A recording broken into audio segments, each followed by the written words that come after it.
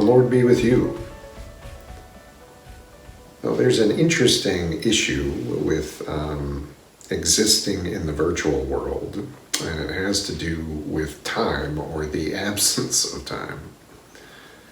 So essentially, these videos get shot at a particular time when certain circumstances are happening or have happened. But then they have to go through a process where they're shared and they're edited, and we've kind of talked about that in other videos. And they may not get released for sometimes days or other times weeks after they've been shot. So by the time you see them, sometimes things have changed. There's actually a third element to think about, and this is kind of mind-boggling in and of itself. Once these are uploaded on the internet, they just kind of exist indefinitely. So someone, years from now, could be surfing the web looking for something and just get a thread that somehow brings them to this video. And then they start watching it with their own context, and the context and the circumstances in which this video were shot are completely different all of a sudden. And it's just strange. I mean, there's a whole different strange scenario when you think of things in virtual terms. The reason I bring that up is because at the time I am shooting this video, regardless of when you see it, we aren't even a week after the Safer at Home order in Wisconsin has been rescinded. Now it occurs to me that all of the videos that were shown immediately after that video or that order was lifted didn't address it, because obviously when it was shot, when those videos were shot, that order was still in effect. So I did want to address, now that things are different, and even though by the time you see this, most of us probably will have gotten used to the fact that the order is no longer there. People have some kind of freedom to be able to go places. Businesses have a lot more freedom to open. But even though that has changed, I still know that there's a sense of anxiety and fear because even though the order is gone, the virus still exists. There still is no vaccine. There's still a lot of uncertainty and a lot of unknowns. So none of this is really over with. The order in and of itself to remain safer at home or to shelter in place or whatever other states have called it, that doesn't determine safety or reality. It just sets some guidelines and some artificial parameters around things. So I want especially our people at Zion to know that the reason our church didn't immediately open that first Sunday after the order was repealed was because we recognize that not a lot has necessarily changed. There's still a lot of uncertainties, still a lot of unknowns. We want to be careful and cautious and wise about what we do. So leadership is going to continue to have discussions, to think through things, to pray about things, to discuss different options and opportunities, and to try and move forward in the best way that we can.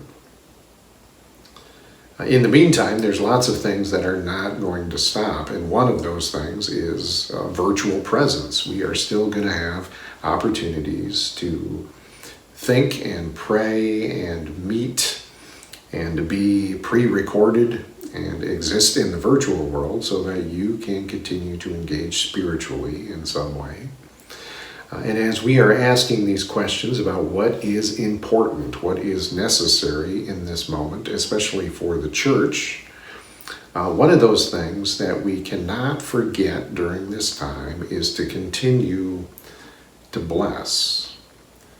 And by that, I don't necessarily even just mean the act of blessing people, but I mean more this acronym that was introduced by our denomination, the Evangelical Covenant Church, called Bless. It's this initiative that gets started typically shortly after the beginning of the year.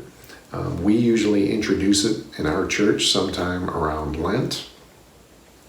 And it's supposed to go until the annual meetings of both the conference and the denomination. I think a lot of you are familiar with Bless. I'm hoping you are. We've done it for a few years. But I know sometimes you put an insert in the bulletin once a year, every year, and people just kind of tune out and go, oh yeah, I kind of know about that. Maybe I'll do it, maybe I won't, kind of thing. So I'll reintroduce you to it again. Hopefully this is just kind of a refresher. The idea is that this is an acronym. Each letter in Bless stands for something. This comes to us from the folks in the Make and Deepen Disciples department.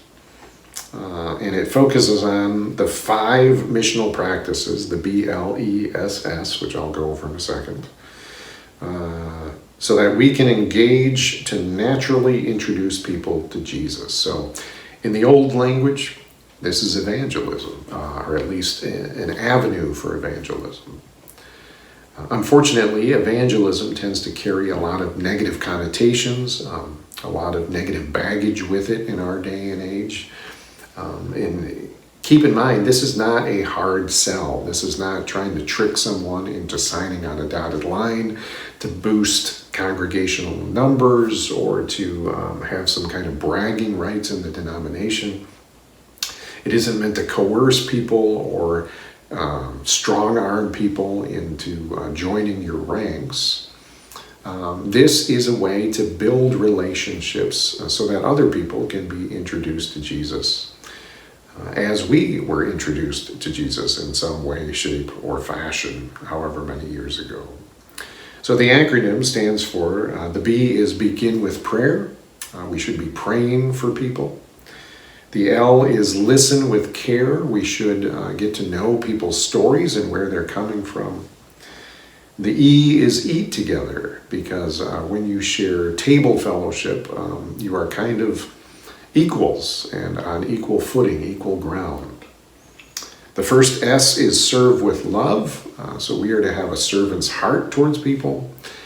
And then the final S is share the story. I mean, eventually we want to tell people not only our story, but the story of Jesus and how that changes not only our lives, but the entire world.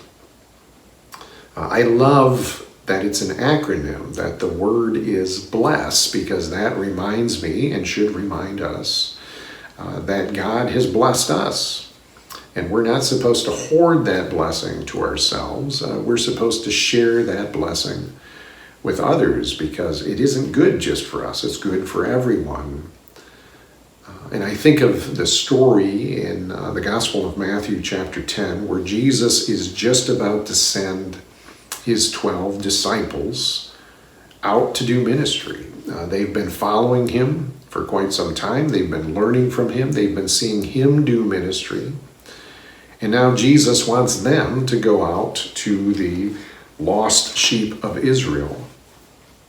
And in verses 7 and 8, he says to them, as you go, proclaim this message. The kingdom of heaven has come near. Heal the sick, raise the dead, cleanse those who have leprosy, drive out demons. Freely you have received, so freely give. And that's a good reminder to us that God desires, with his good news, for us to know his kingdom is closing in, it's breaking in new and exciting ways. It's a kingdom that does away with illness, that drives off the forces of darkness, that even overpowers death itself. And that is good news. Those are things that we celebrate. We want healing. We want cleansing. We want purity in our lives and holiness and eternal life. And that's something that we shouldn't just want for us. It's something we should want for others as well.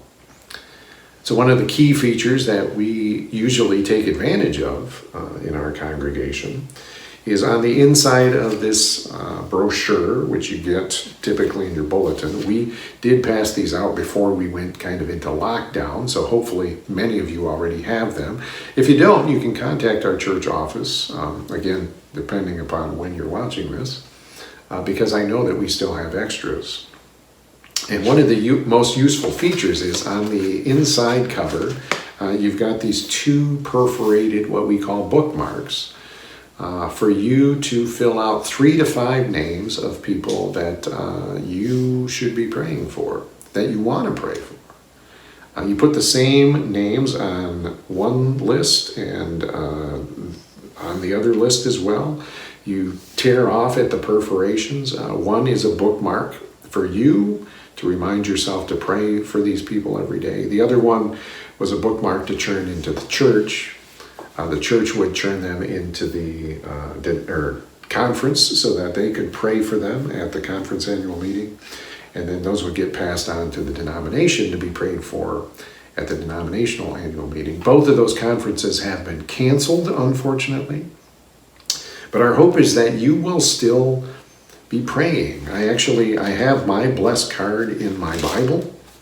I keep it with my names written on it so that I can be praying for people. It reminds me when I open the Bible that there are certain people that I should be praying for. Some of these people are people that I am in contact with and still have an active relationship with. Some of the people on my list are people who I haven't seen in years, so I don't have an active relationship with them, but I still want God in their lives. And some of them are people that I met a long, long time ago. Didn't really know them that well, but still remember their names and still remember their stories. And again, I desire that God would be in their lives. We want God to bless people and to draw them to Himself so that they can receive the abundant life. So I would encourage you, especially during these times when we aren't going to be together, we can't forward these things on, to keep praying, to keep reminding yourself to pray for people, to write down their names, and to seek God's presence in their lives. And typically I would end these videos by saying, in our times of isolation, the peace of God be with you. However, because this safer at home order, at least in our state, has been lifted, it feels weird saying that because technically we aren't isolated in the strictest terms anymore. So what I think I'm going to do moving forward from these videos as we continue on in the virtual world is I'm going to say in our ongoing times of pandemic, because again, I don't think that's going to be over with and behind us for quite some time to come. So in our times of ongoing pandemic, the peace of God be with you. Amen.